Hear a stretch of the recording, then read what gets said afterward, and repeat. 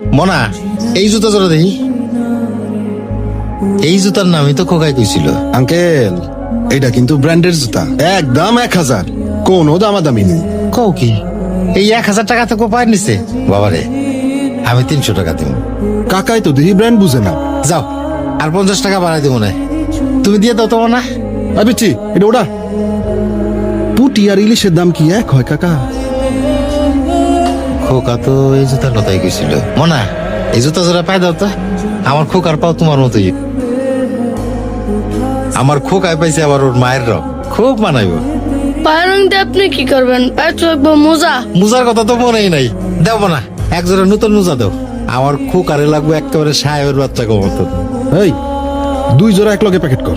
না না, 2 জোড়া না, খালি ওই খোকার জুতাটা প্যাকেট করো।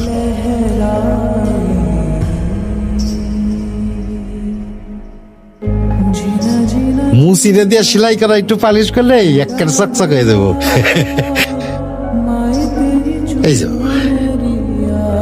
কাকা, আপনারটা বাপ হও তখন বুঝবে।